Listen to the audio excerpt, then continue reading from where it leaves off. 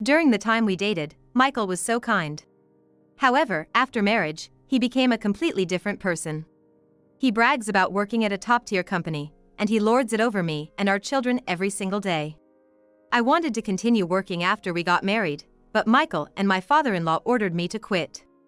I reluctantly became a stay-at-home mom. One evening, Michael looked at me and laughed. "You've aged, haven't you? You looked better when we first got married. Probably because you're just lounging around as a housewife. Using the kids as an excuse to be lazy, it's no wonder you're going downhill as a person. I can't take it anymore. Let's get a divorce." Without hesitation, I shouted. Michael responded with a smirk. "You can raise the 4 kids by yourself. I ain't gonna help at all from now on." I almost laughed. Has he ever really helped before? I'll be relieved when you noisy folks are gone. I think I'll go to the attorney's office. You can have your say for now. Enjoy it while you can. My name is Sarah, a 50-year-old housewife. Introduced by our parents, I met Michael and we've been married for 30 years. Michael's verbal abuse has grown worse every year, and it troubles me. When we dated, he wasn't like this. After graduating from college, Michael often talked about his job at a top-tier company during our dates. I didn't understand all the technical jargon, but I felt he was serious and passionate about his work. Having lost my dad at a young age and witnessing my mom's struggles, I wanted to marry Michael and provide a sense of security for my mom. A significant point was that he didn't have a mother. Michael told me that his parents divorced when he was a teenager and he was raised by his father. Not having a real dad, I was excited to have a father figure in my life, even if we weren't related by blood. I had high hopes. But those hopes were shattered shortly after our wedding. I found out that Michael was completely controlled by his father. Many of Michael's relatives owned businesses or restaurants, and his father was an entrepreneur. Michael truly respected his father. I got into a prestigious university and a top-tier company because I always listened to my dad. He would often say with pride, "After divorcing my mom, my dad raised me while growing his business. He's an incredible person." Yes, he seems like it. When we have a son, I'm gonna make sure he gets a proper education and follows in my footsteps. I worked in my dad's company for a while, but had to change jobs due to an injury. So, if we have a son, I want him to be the successor. Don't get ahead of yourself, I'm not even pregnant yet. Before we had children, I could listen to this and just laugh it off. But as I gave birth to daughters one after the other, Michael and his father became increasingly cold toward me. When our 3rd daughter was born, my father-in-law visited the hospital room, gave a disdainful look at the sleeping baby, and clicked his tongue. "Another girl, huh? Mike, you sure picked a dud of a wife." "I'm sorry, Dad. Sarah, if the next one is a girl, we're getting a divorce. We don't need a wife who can't produce an heir." After a difficult delivery and having had a C-section, I was devastated by their words and couldn't stop crying. I considered divorce at that very moment. But then, when our son, Tom, was born, my father-in-law adored him. He'd take Michael and Tom out to animated movies, buy Tom toys, and give him allowance, leaving out the daughters. This puzzled Tom and upset the girls. Every time I slightly burned dinner or left a speck of dust after cleaning, Michael would exaggerate his frustration. "If this was a job, you'd be fired by now. Must be nice to be a woman, getting taken care of. I wish I could just laze around and play with the kids all day." Every time he said this, it really ticked me off. I wanted to keep working, but just after we got married, I was ordered by Michael and my father-in-law. "You can do a wife's job perfectly, right? If you're gonna slack off, quit that desk job. Yeah, if you can't do household chores and take care of me properly, you're not fit to be a wife. We can live on my salary alone, so you don't need to work." I was taken aback, wondering what era these guys were living in. But I didn't want any trouble with my husband and father-in-law so early in our marriage, so I obeyed. Later, when Tom started elementary school, I tried to re-enter the workforce as a full-time employee. Still, I was turned down everywhere I applied. If you have 4 kids, it seems you might take off frequently, like if one of them gets sick. That was pretty much the reason everywhere. Left with no other option, I became a stay-at-home mom. Michael treated me like a servant, always finding fault and criticizing me as an incompetent housewife. Michael, citing his busy work schedule, dumped all household chores and child-rearing on me. Being a stay-at-home mom, I didn't mind taking on household duties. But even when I was under the weather or sleep-deprived after childbirth, he never once showed compassion or empathy. Lately, I've been losing sleep because the baby cries at night. You have tomorrow off, right, Michael?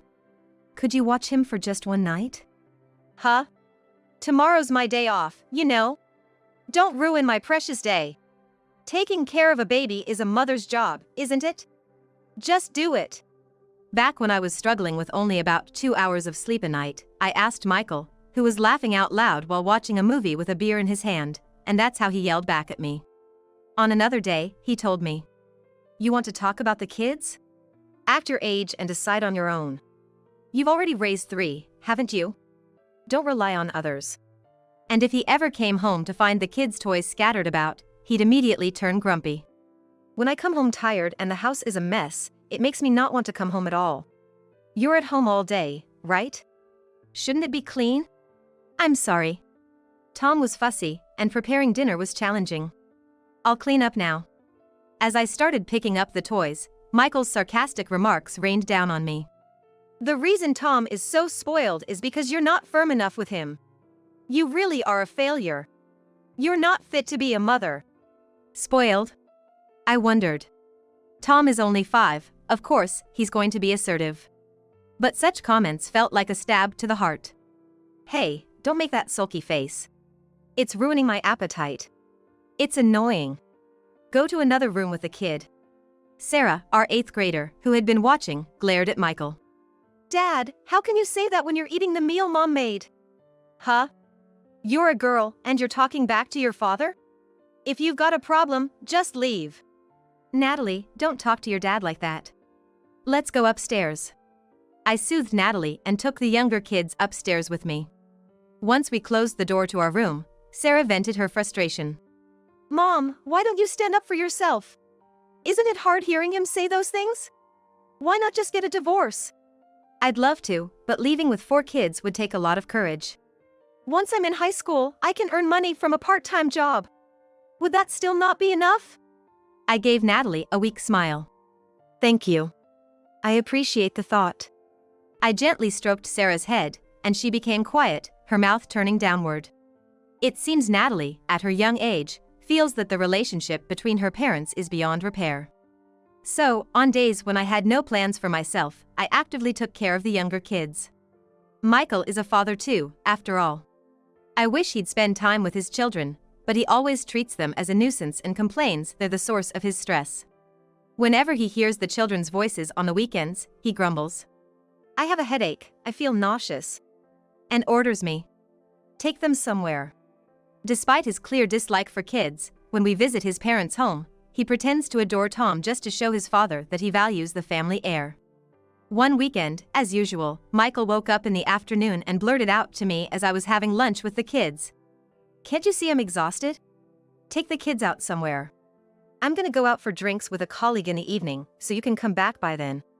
I get it. By the way, our living expenses have been decreasing over the past year. Can we get back to the original amount? I asked hesitantly, and Michael's eyes widened in anger. $300 for groceries and living expenses should be enough. You're a housewife, manage the budget better. Can't you even do that without a high school degree? $300 is nowhere near enough. You've been working overtime and on weekends a lot lately, so your salary must have increased. Why are you reducing our living expenses? When I voiced my concerns, Michael became infuriated. Enough. How I use my salary is my business. How dare you argue with me? Who do you think provides for this family? Realizing I couldn't reason with Michael anymore, I gave up. I couldn't rely on him any longer. While the kids were at school, I studied, got a certification, and secretly started working from home.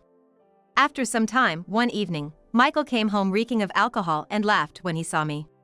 Geez, Sarah, I thought you were some old lady at first. Hey. You drink too much. Leave me be. But seriously, you've aged. You looked better when we got married. I felt my blood boil.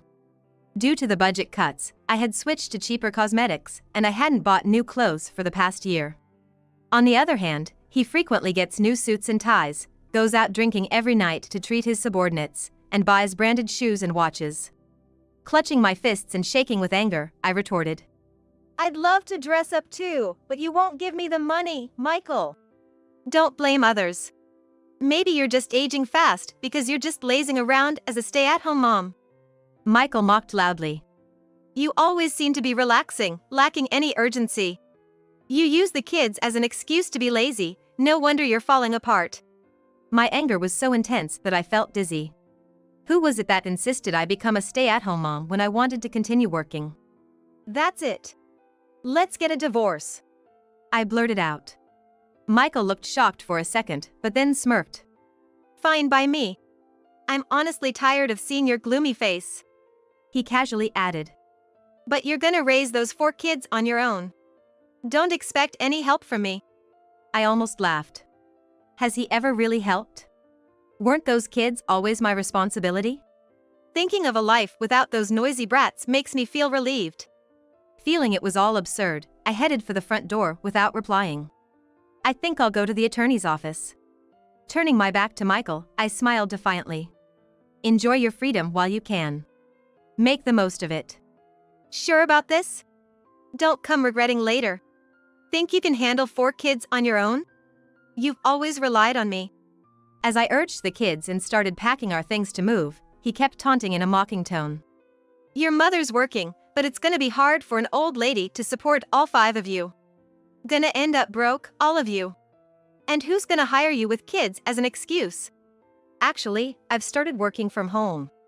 I have savings from before we were married, and if we're not extravagant, we can manage. Huh? If you started a job, why didn't you tell me, Sarah? I always said I was too tired, or it was too loud with the kids. You never really listened to me. Well, whatever. You're probably making less than me anyway. Don't come crying to me for help. As Michael spat out those sarcastic remarks, I silently packed my things into cardboard boxes. The movers will come to pick up the boxes in 3 days. Just leave them as they are. And don't forget the divorce papers. Got it. Do whatever you want. After calling the movers, I grabbed only my valuables and some clothes, and drove to my parents' house. For now, I planned to stay at my parents' place and look for a new house once things settle down. I had briefly explained to the kids that we were getting a divorce, but elaborated on the situation during the drive. I'm sorry it's so sudden, but you'll be transferring to a new elementary school next week. I'm really sorry. Yay! We love Grandma. Can't wait. It's not that far with the bus, we can still hang out with our friends. It's okay. Trying to cheer me up, my kids acted more excited than they probably felt, nearly bringing tears to my eyes. You won't be living with Dad anymore, aren't you going to miss him? Not really. I mean, Dad seems to dislike us, right? Tom chimed in. He always yells at us when he's home on weekends. Says we're loud and annoying. He never plays with us or listens to us. We didn't like being with him. Yeah, we all felt that way, Mom. Nodding in agreement, my kids made me feel even more guilty. I should have made the decision to divorce earlier. When I called and explained the situation to my mom, she was shocked and saddened. Whenever Michael visited my parents' house during holidays, he acted like a good husband and father. So, my mother believed we were happily married, making this news even more heartbreaking for her. Once the kids were asleep at my parents' place, my mother spoke to me. Sarah, you can stay here as long as you want. We can help with living expenses. Thank you. But I'll be okay. Can you recommend a good lawyer? Of course. I'll arrange an appointment. Let me know if you need any other help. Thanks, Mom. Her reassuring words warmed my heart. 6 months after the divorce, as the kids and I were starting to adjust to our new lives, I returned home from shopping to find Michael waiting outside the gate. His hair, now streaked with gray, was unkempt and dark circles marred his eyes. He lunged at me as soon as he saw me, but I brushed him off coldly. Who are you? Come on, don't do that. It's me, your husband. I don't have a husband. What do you want, ex-husband? Pushing him away, I asked. Michael, nearly hysterical, started shouting. They kicked me out of the house. What the hell? It wasn't out of the blue. You should have received multiple notices about the rent. It's only natural they'd evict you if you ignored them. Why should I pay? You were living there. Hearing the commotion, a middle-aged neighbor peeked out her door. Sarah, is everything okay? Should I call the cops? No, it's okay. It's just my ex-husband. The woman gave Michael a sharp look and furrowed her brows. Ah, that guy. Sarah, if anything happens, let me know. She said, then disappeared into the house. What's she been saying about me? Come on in, we're causing a scene. Ignoring his question, I ushered Michael inside. As soon as we got into the living room, Michael slouched on the couch, gulping down the tea I'd served, then returned to the topic. That house, it was bought by your mom, right? Yes. But it's under your name, Michael. 'Cause you said it'd be embarrassing if it was under your wife's name. Michael tilted his head as if unsure. Was that so? But at the time, you, being just a regular employee, couldn't afford the mortgage payments. So, my mom had to transfer money into your account every month. Ah, right. But if she suddenly stops, we're gonna be in a fix, aren't we? Aren't you smart enough to understand that? I held my forehead, sighing. Who's the dumb one here? In what world would a mom continue to pay her divorced daughter's ex-husband's mortgage? Michael frowned. Your mom's loaded, isn't she? If she's got the money, she can pay up. Isn't it family's duty to help each other out in times of need? Who was it that pushed me away, telling me not to rely on others when I needed advice on childcare? And by the way, aren't you a manager at a big company? Why are you so short on cash? Pressed, Michael stumbled over his words. Well, you know. I'd been treating my subordinates. Boosting their morale is an important responsibility of a superior. You cut down on our household expenses for that? And didn't the period when our living costs decreased coincide with your increased overtime and weekend work? Michael looked a bit uneasy at my pointing it out. Work got busier, and I had to establish a strong rapport with them to keep their motivation up. Oh, interesting. You're cold to your own family but warm to your subordinates. They're more endearing than you guys, you know. Really? Anyway, I have a suggestion. If you got kicked out of your home, how about staying at a motel? I've got some vouchers for a hotel run by my mom's friend. Michael's eyes widened. Really? You'd give them to me? I have a bunch, so I can share a few. Generous of you. I'll get things sorted by this weekend, so that'll be good. All right then. Taking the motel vouchers with a gleeful grin, Michael left in high spirits. All right, all is set. That weekend night, while the kids and I were watching animal videos in the living room, the doorbell rang. Opening the door, I found Michael and my father-in-law. To my astonishment, they barged into the living room without a word. Seeing the kids engrossed in the TV, Tom shouted angrily. You're wasting time with this nonsense. This is why y'all remain immature. His thunderous voice shattered our peaceful weekend mood, and the kids teared up. Disturbing our family time, Tom now directed his anger at Michael. Michael, are you really gonna leave Tom with this woman? What about the plan for our heir? I want her here to raise all 4 kids and let her experience hardship. I'll make sure she realizes how much she's taken my earnings for granted. Michael stated defiantly. If you want an heir so badly, then find yourself a younger and more submissive wife and have another child. Fine then. Just find your next wife quickly. Listening to their conversation, I felt sick to my stomach. They still saw a wife as nothing more than a tool to produce children. What do you two want here? With a malicious grin, Michael said. We're here to claim damages. What? You've neglected your duties as a wife, always prioritizing the kids. Because of you and the children, I couldn't get proper rest on weekends, feeling all stressed out. So, I'm demanding $10,000 as compensation. I agree with what Michael's saying. Isn't it natural for a wife to prioritize her husband over her children? Neglecting to care for your husband? She clearly lacks a sense of responsibility as a wife. It took me a while to understand what Michael was saying. I thought he was joking, but seeing his intimidating father-in-law accompanying him, it seems he was serious. I felt a headache coming on. I wanted to pat myself on the back for enduring so many years with such a person. As I was contemplating how to respond, my mother appeared at the open living room door. Well, what a commotion, she said in a calm tone. Behind her stood a man in a suit. As expected, my mother had brought a lawyer with her. Mom, Relieved, I glanced at my father-in-law, who was now pale and shaking. He seemed completely different from the aggressive person he was earlier. "Hello. Dad, explain the situation to her." "Dad?" Michael looked equally shocked at the sudden change in his father's demeanor. With the support of my allies, I regained my composure and went to the bedroom to retrieve a large envelope. I asked Natalie to take the kids upstairs, and once only the adults remained, I spread out the contents of the envelope on the living room table. "It took a while to get the lawyer's schedule, Mom. Sorry to keep you waiting. My husband just arrived. Would it be okay to discuss alimony, property division, and child support here and now?" "What?" Looking puzzled, I explained to Michael. "The private investigator said it was easy to track you since you checked into the hotel I recommended. You were being affectionate in the parking lot, so he got a lot of two-shot pictures." As I spread out the photos proving his infidelity, Michael was lost for words. After regaining his senses, he began to shout.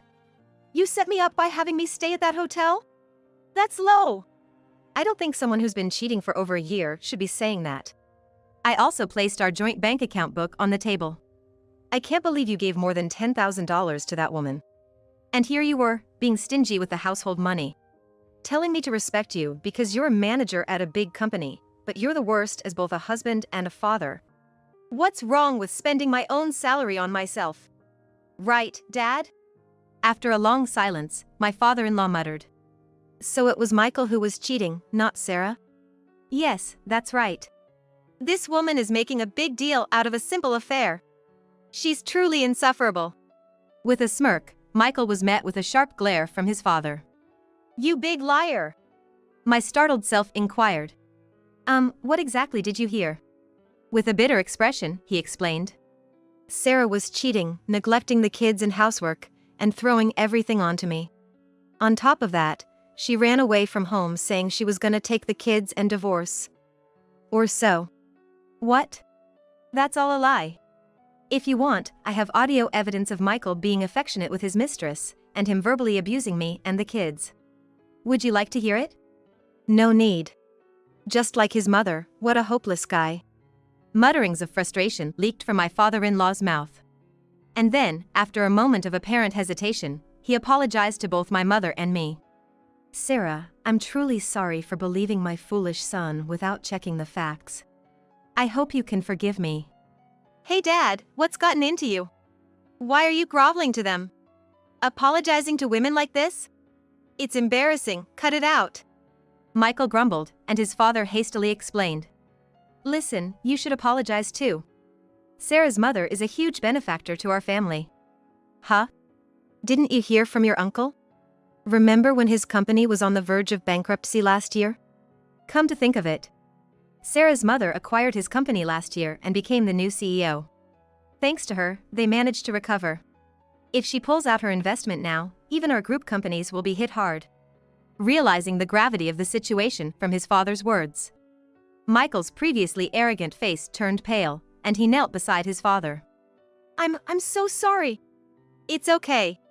I wouldn't ruin Michael's uncle's company over something like this. But, Michael, you'll have to take responsibility." With an angelic smile, my mother revealed. "I heard the woman you cheated with is your subordinate? I know the CEO of your company, so I've informed him about this. Starting next week, you'll be transferred to a remote island. It's a shame, especially after you worked so hard to become a manager." "What?" "Well, do your best at work, all right?" When Michael looked up, he sniffled and started crying like a little boy. He had it coming. I felt refreshed as I looked down at him. Later, with a lawyer present, we proceeded with the divorce process. A completely dejected Michael agreed to pay back in full the amount I proposed, as well as the savings from our joint account that he had misused. My mom, true to her word, informed Michael's boss about the affair through a mutual friend. His boss, known for being a dedicated family man, was furious. Michael's mistress resigned voluntarily, and Michael was transferred to a remote branch in Alaska. When the mistress found out Michael was no longer on the fast track, she dumped him quickly. Michael tried to bounce back at the branch, but due to the reason for his transfer, he became the subject of gossip and eventually couldn't stand it, so he quit the company. Michael had accumulated a massive debt from paying me back, and with monthly child support payments, he's been working multiple part-time jobs from morning till night. Since his father-in-law disowned him, he couldn't rely on anyone and is said to live alone in a dimly lit apartment. On the other hand, his father became unpopular among relatives after angering my mom, who is a CEO. Additionally, because of his abusive behavior, his subordinates rebelled, eventually causing his company to go under. Now, he works as a waiter in a restaurant, often being scolded by the younger manager. While Michael was having his affair, I saved up money from my remote job and used it as a down payment to buy a second-hand house, moving in with my kids. Although my mom, who had cut off financial support to Michael, offered to buy back the house for us, I didn't want to return because of the unpleasant memories. Now that the kids are no longer connected to Michael and their grandfather, they look noticeably happier and more relaxed. Every long weekend, we visit my mom's house. Helping her out, cooking meals together, and chatting has become our recent pleasure. Now, I'm focusing on my remote work, but once Tom grows up a bit, I'm gonna look for a full-time job again. From now on, I want to live happily with my 4 children, occasionally relying on my mom for support.